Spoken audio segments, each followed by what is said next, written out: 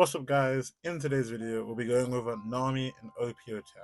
Now I know EB02 is literally just next week, but I felt like it would be a good idea to put out this Nami video as it doesn't change too much in the build going into EB02, but OP10 has been quite a hard time for Nami, so it's been quite a while for it to actually build it.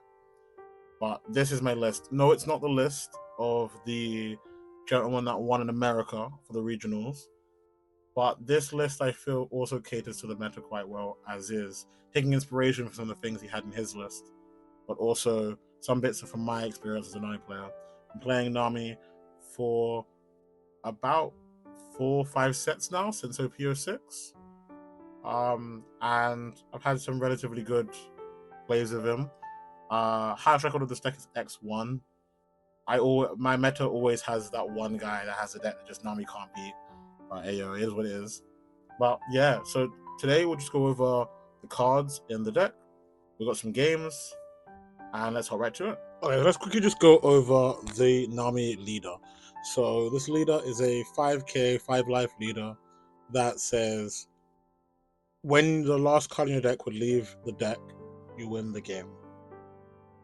And then Don ×1, when you attack and deal damage to your opponent, you may put the top card of your deck and put it into your trash.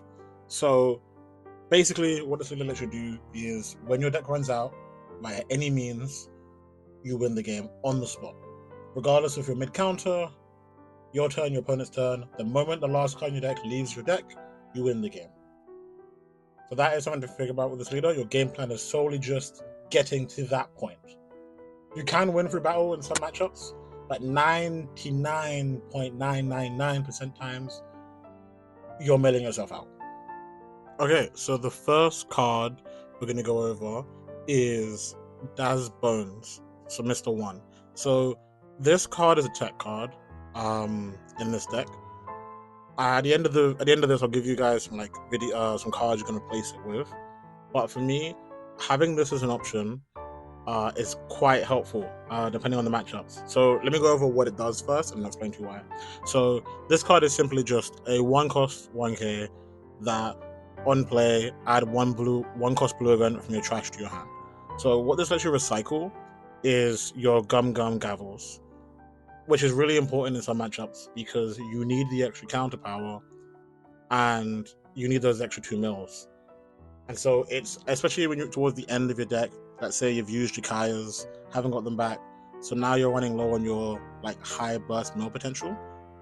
Gavel is the only one you can recycle from the trash. So with Daz Bones, it lets you get 1 more Gavel, which lets you get 2 more cards out of your deck. So it's essentially like a 2-cost Gavel or 2-cost mill 2, which is still pretty good considering there aren't any cards in the deck outside of... Yeah, there's no cards in the deck that mills 2 cards for a cost of 2. It's mill 2 cards for a cost of 1, or take 2 cards out of the deck for a cost of 3. So it's quite effective like that. In matchups it doesn't matter, I'll just toss it as a 1k. So it's not the end of the world. And sometimes even just getting back the rubber band or getting back the Desert Sparta to check the top deck can be really helpful. So just having the versatility is why I have it as a one-off. The next card I run is Usopp. So Usopp is a 4-cost 5k character whose effect is it has rush, and then Don ×1. If this character takes a life from your opponent, you mill 7 cards. So this is like the Nami staple tech card. Like every Nami deck should, in my opinion, run this as a one-off because it adds a random factor to the deck of a random big mill in one go, and a lot of the times you catch your opponent off guard with this. Even though they know you should run this, you catch them off guard. So how this is very helpful is plain and simple. When it lands a hit, you mill 7. Towards the end of the game, when you're in your last, say 10 cards, just donning up and throwing this down can literally win you a game. Where you've got some life left over, those life triggers draw you cards, boom, you've won. And with the way this deck is now, the fact that we can search top 5 with some cards in this deck and look at top 3 and rearrange the bottom, we can set it up so we can not only mill this, set up to mill the 7, but we'll know what our life is by that point, so we can set up to see if it's worth playing it or not. Otherwise, it hasn't got counter, so you're literally using it as a secondary discard for Gavel if it's in your hand. So it's not bad if it's in your hand, and it's not bad if it's on the field. Especially in matchups like Blackbeard. Blackbeard has to give up resources to deny your own plays, so your cards are pretty much not effective as on players.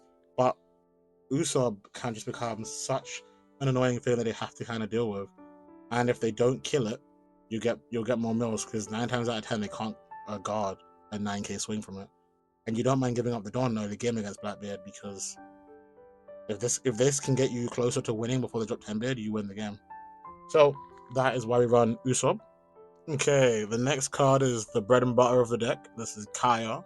This is a 1-cost 2k that says on play, draw 2 cards, then trash 2 cards. So this is one of your forward-facing cards. This allows you to have plays in your turn, because a lot of the times you're kind of saving Dawn to counter on your opponent's turn, but this is one of your more proactive plays. It is essential that we see this card every game. Not seeing this card can literally lose you the game, because it's, as I mentioned earlier with the Daz Bones, having a 1-cost take 2 out of the deck is great. However, some things to consider with this card. When you're playing this in Nami, you have to really consider your hand size. So in this current build, I'm not running Deathwing, which I'll mention later on. But due to the fact that this is a draw 2, trash 2, you're technically going -1 because you play the card, takes 1 card out of your hand, you draw 2, trash 2, so your hand size is down by 1. So when playing this card, you have to really consider that every time you play one, your hand gets 1 card smaller. So you need to really keep that into account when stacking multiple, because you'll end up realizing you have like no cards left to counter with afterwards. Now, an idea for cards to pitch with this, you kind of want to pitch cards that you don't have much need for at that moment. So a lot of times it's going to be Input on All Stars, Sparta towards the later half of the game, and sometimes you have to decide between some of the other cards that have utility, but you might not really get the utility at that point. A lot of Nami people don't really think about is you have to really think about how you're going to use your resources at what point, and even at later points, because you'll get to the point where you're at the later of the game and you pitch the card you didn't need at the time, and now Bob's your uncle, you desperately need it. So this is one of those cards that allow you to find other cards, but also you have to toss other cards in response. You have to really think about what you want to get rid of. Sometimes it's easy, sometimes it's not. But yeah, that's why we run Kyle. Okay, so the next card we're going to go over is Boodle. Now, Boodle is a 2-cost blocker that says on KO, trash 1 card from top of your deck. Now, this card has 2 main purposes for being in the deck. One, it's a blocker, and depending on the matchup, that is ridiculously helpful. Against early aggression decks, it can help slow down the aggression towards you while continuing your game plan. Against decks like Yamato or any yellow deck that has Banish, it allows you to effectively block those swings.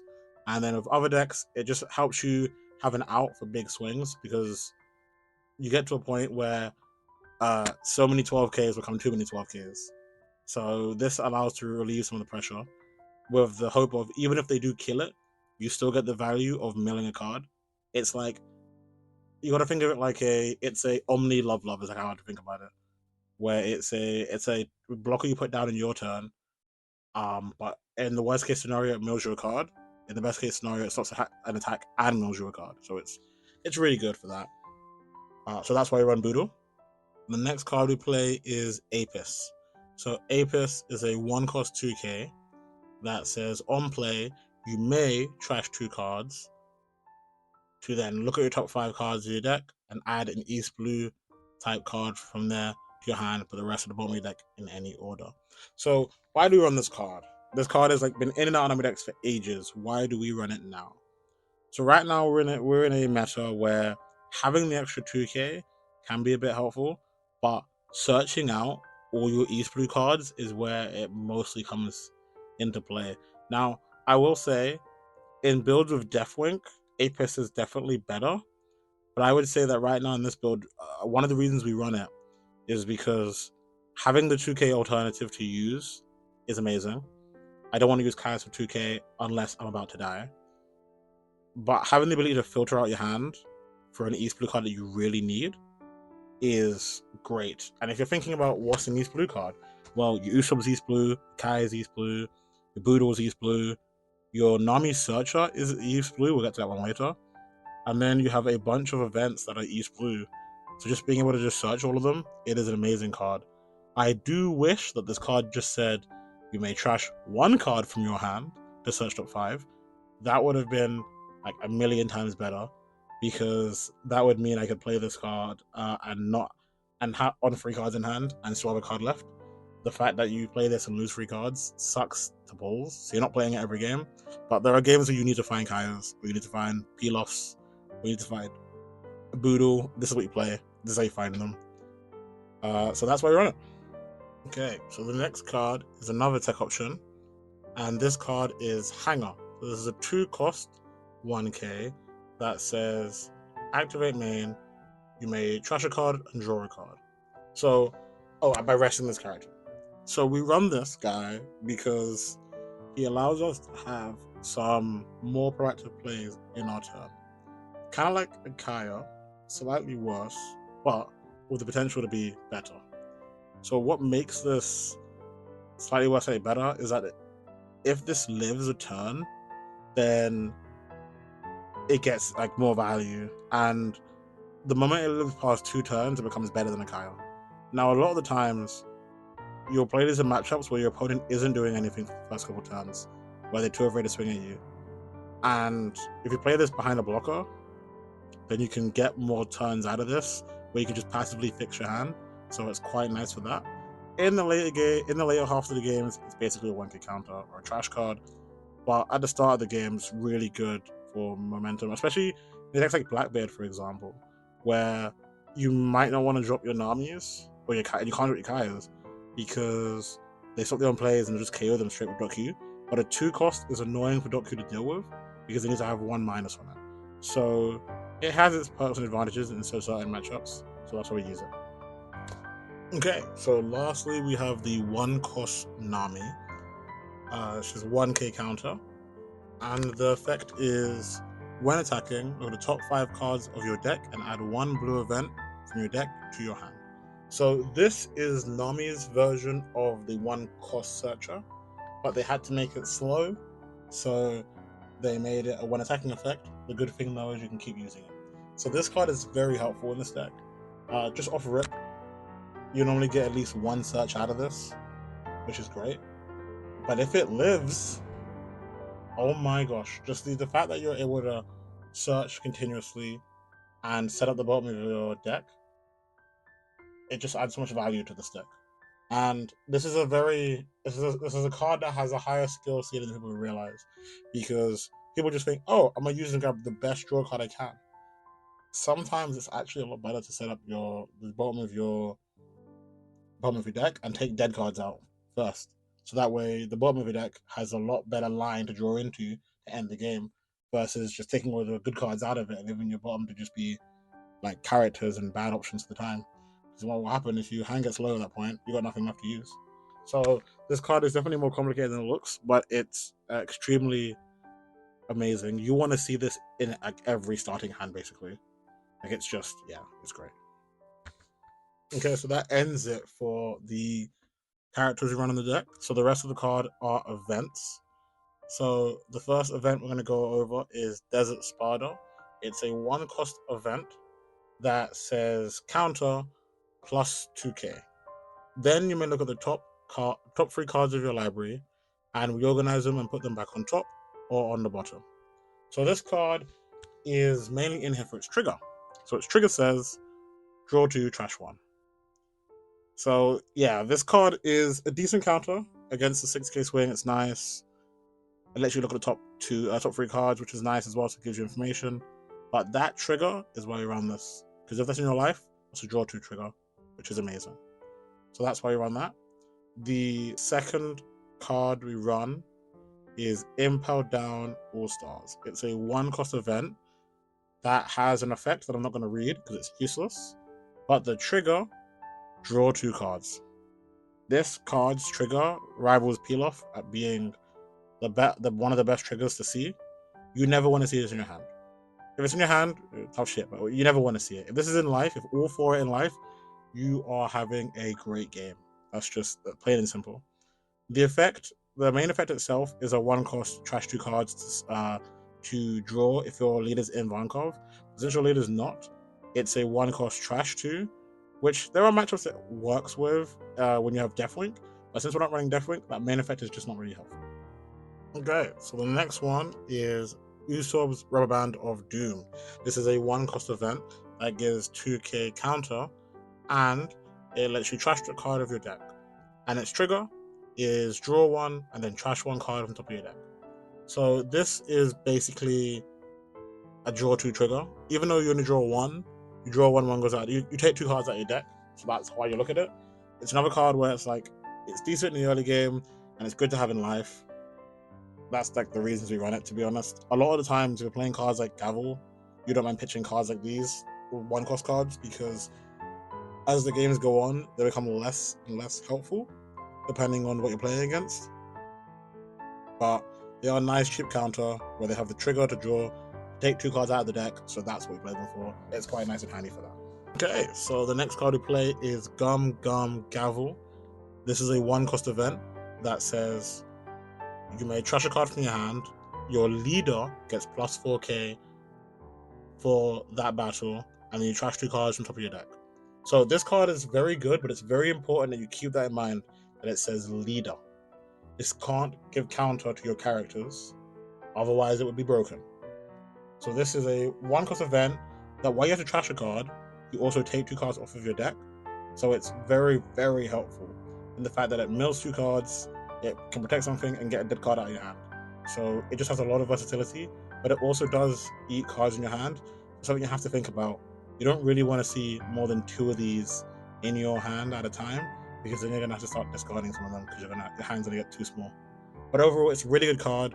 4k counter at one cost can really help you, especially on turns like turn 2, where you've not got that much counter to work with. Oh yeah, this is just a really good card. Okay, so the next card is Sanji's Peel Off. This is a free cost event that draws you two cards, and then trigger, draw two cards. So this card is a card you want to see in your life. Having this card in your hand is not always the best thing it seems. You'd rather this in your life 9 times out of 10. But there are times where this is helpful. Like if your hand gets small, this is always a +1 in hand. So that's what's quite nice about it.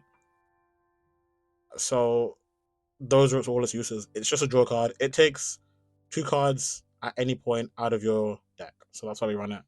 However, its free cost is its main burden.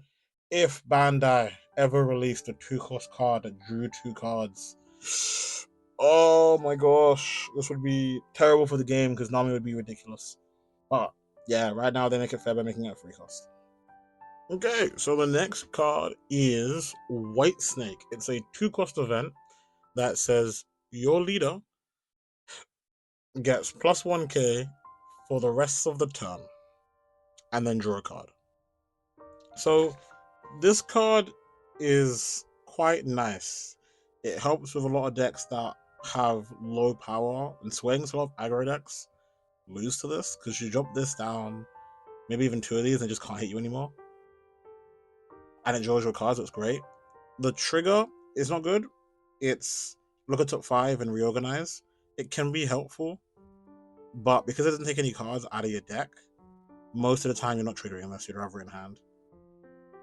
But with the way the meta is going right now, though, this card definitely is on its last threads. It's helpful in a lot of matchups, so for that I can't disagree. But if the meta keeps leaning to these single big bodies, then this card will be obsolete. So I'll be looking for its next replacement. I would definitely see running this card down if we get some better options. I would never personally take this out of the deck. I feel like even at 2 of it's valuable, but I can definitely see why people would start cutting this card at a later point with more support, because yeah, this is probably one of the weaker cards in the deck, as it's one card out, you're playing it mainly for the counter. Next, we have a 2-cost event that says you can give your leader or character plus 4k. You may return a character you control back to your hand. So this is helpful in a combination of giving counter and returning Kaya back to your hand. Outside of that though, it has one other very niche use, which is when it's in your trigger, you can return a character you control to return a 5 cost or less character your opponent controls. So this does matter, and it is a lot of times worth playing this to bounce back if you have a Kaya on the board, especially if your opponent is like playing wide, which is what they should be doing against you. So this card can be helpful. However, it doesn't take cards out of your deck. So this has its negative where it's good counter and it can set up Kayas, but it doesn't take cards out of your deck.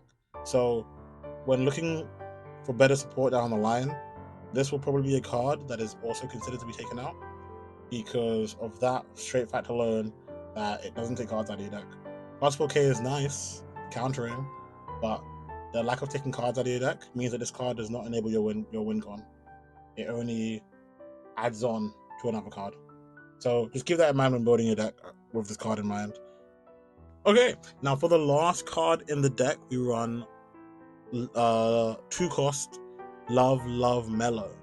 So this card gives you plus 4k counter to a character or leader. And then, if you have 3 cards in your hand, you may draw a card. 3 cards or less, sorry. That does mean when you use this card, if there are 3 cards in your hand after you've used this card, you can draw a card. So this card is very helpful. Between the mid to late game, it's strong counter power and it cycles your hand through, so your hand size stays at a neutral, not going down. And that's basically it. It doesn't have a trigger, so that's something that is very much you have to think about. But it is a really good card, kind of like a Nami staple. But at this point, I don't see a card replacing this unless they make an amazing alternative. That's like a 1 cost version. But it's just a good staple for the deck. It's consistent. It does what it needs to do. Keeps your hand size. What more can you ask for? And so that is all the list.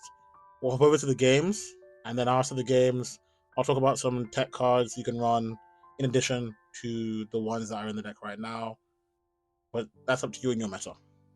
So let's hop into the game. So in this game, we're going to be against Katakuri. Now, with Katakuri, it's a tempo-based deck, so you kind of want to keep playing to their tempo. They're not going to have too many swings, but you just got to keep that in mind. And the fact that Katakuri can check out your security, something you really got to pay attention to and see what they put back and what they don't put back. Now, in this first game, he put out Banish, which is something you really need to stop. You can't afford to take a Banish this early on. So, with this being the case, I had to give up cards I didn't want to. Go the Sparta first, see what I'm going to get. I see that I'm getting a Boodle. And knowing that he's going to potentially do that again, my mind is like, okay, cool, let's put Boodle out, get that ready for the next round. And we'll probably just throw away the Hanger here. So that way, because we don't really need it. Well, the Daz Bones, okay. Yeah, you get rid of the Daz Bones, we don't really only 1 costs. And then this time, I'm probably going to drop double Boodle and swing with the Nami. We do this because he's less likely to swing with the Nami Banish. As he's a tempo-based deck, outside of this turn, he doesn't really want to dedicate Don too much. He wants to play on his curve, and he'll put Don on leader at most. So because of that, we'll put up 2 Boodles, protect ourselves. Let this peel off for next turn, so that way we can draw 2 cards and kind of find more. Because right now, not having any events in hand is really bad. So, well, obviously he doesn't know that. So he's on his turn 5. Now, they don't really have a 5 Don play unless they're playing that 5-drop category, which I don't think they are anymore. And so he'll probably just play like a Parasparrow. Now, we're going to block and protect the Nami. He can't really kill the Nami unless he uses a lot of expensive stuff. Like, for example, Damned Punk. It's really surprising that he'd use that on the Nami, but you know what? We don't really have any mid-body costs, so fair play to him. But either way, we got our mills from that. We can play a bit more proactively now because we have a lot of defensive cards. And so we'll get rid of some cards we don't really need, the Apis and the Hanger. Kill off the Nami so we can't get any free kills off that if we're playing up the Nami later on. And we still have, in the worst case scenario, plus 8k. Now, that right there, upsetting, but you know what? It is what it is. We didn't get a chance to hit the hit, so we trashed it and got rid of one of the 2 drops, but it's fine. We can still get past that. So here we'll probably just use the Gavel and then pitch the Usopp Rubber Band. Yeah, there you go. Trash 2 cards. And so knowing now that he's going to set up my life, I need to really pay attention to what he moves around, because he didn't move my life that first time. So, but it's fine. We've dropped a Nami. He's less likely to kill it going forward at this point, unless he wants to waste 4 Dawn. So I can see him probably dropping an 8-drop kid. But he's going to swing 7. He's looking at my life. And I think even if he's still... even though he's looked at it, I think it's still worth me guarding here, because he'll probably drop an 8 kid anyway and trash it, so there's no point in letting it go through. Okay, no, he just swings with the Robin. Okay, they hit then. Oh, there you go, a Robin. Oh, that is just so unfortunate. 2 draw triggers. Ha, what's the luck of that? But it's fine. It's fine. You know what? This is just to show how good Nami can be. We can lose 2 draw triggers and still push through for a victory here. So we've only got 2 cards left in deck, 2 cards left in life, and 21 cards left in deck. But we still can make it. We've got Kaya's in hand. If we find a Snake Dance, we can bounce these Kaya's. He's not putting too much pressure on us directly, so we still have things we can do. We'll drop the Nami here. We have the Don. We've only got 5 Don we need for our cards. So, and we've got 6 Don left. So, I think with this, yeah, I just end up just swinging to try and get 1 more mill of the Nami. It's like every mill matters here. So, we've got 18 cards left in deck. We've honestly got to survive maybe 2 more turns at most.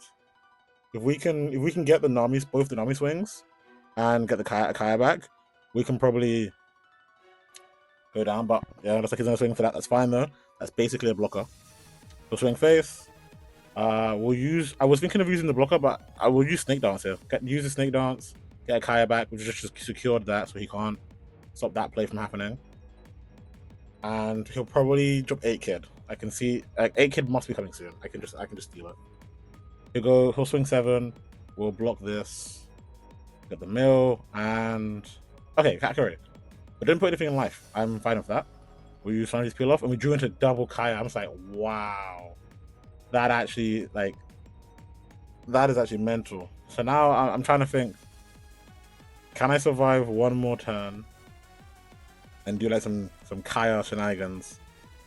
But then I realize I'm gonna have to play these Kayas, because if I just don't do anything this turn, he potentially runs me over or plays a big guy. So I was like, cool, we'll do Kaya, we'll get rid of the import down. We don't need Snake Downs at this point, it's too late in the game. And so we have another Kaya down, drop those 2 cards again, because we still need them. And we've got 9 cards left in deck. And so I'm trying to think. So we've got 2 with the Gavel, we have 1 from Whitesnake and 1 from Mellow. So that's 4 cards in total. He trashes our last life. So now, because he's done that though, he's made it so we can actually guard his hits, which is amazing. So what we'll do here is, I think I can just take this hit. I can afford to take this hit. I think I'm gonna guard it, but I could have afforded to take this hit. So we'll use Love to draw. There we go. Apis, which is actually perfect, because if he doesn't put Don on Robin, which he does anyway, but that's fine. We use the White Snake and then use Apis. White Snake drawing me into a Love, and then we'll use Apis to pitch to counter that. And now he has a 7k and an 8k swing, which again is fine because we can just take one and counter the other.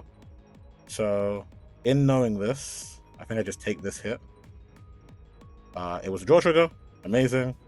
And then they also A into Nami because they realized I could probably counter this. But him not doing that just basically guarantees me the win. I drop Kaya here. I discard White Snakes. And then yeah, he realizes that he can't win, so he can see. Overall with Nami, a lot of the biggest issues you end up facing is that your opponent is able to put out too many aggressive bodies on the board and swing for numbers that are difficult for you. With this current meta, the fact that like decks like Green Purple Luffy, decks like Blackbeard can turn you off, Dofi goes really wide and swings 6 and 7s. We don't really have any tools to effectively deal with those efficiently enough. Like Whitesnake was good against decks that swung 5 and less. The Navi deck swings 6 and higher consistently, but able to swing 9s consistently, it just makes it so much harder. And the fact that the draw power hasn't changed much since 09 just makes this deck go even harder into EB02 and make it just so we lose more matchups. There are matchups that we win and that we are still good against, like Shanks is still a pretty good matchup.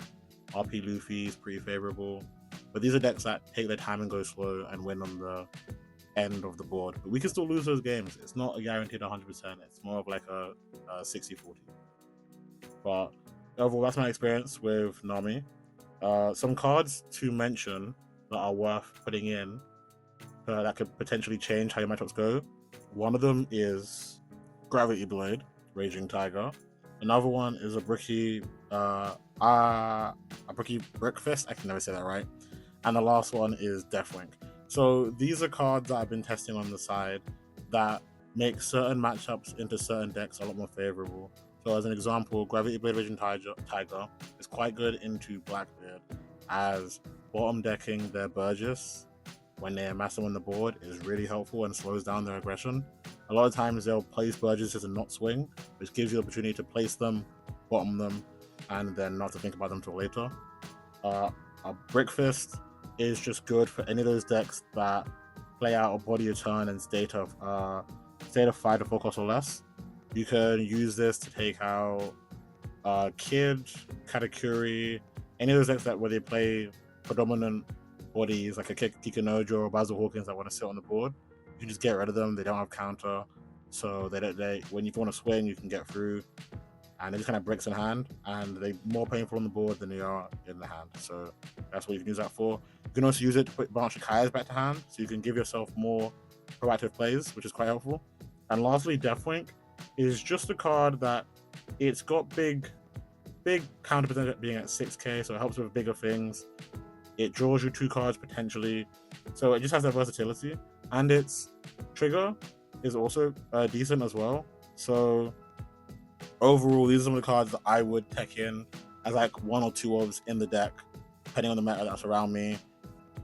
But yeah, overall, that's my experience with Nami in OP10, and will probably be the same for EB02. I do hope you guys enjoy, like and subscribe, and I'll catch you guys next time.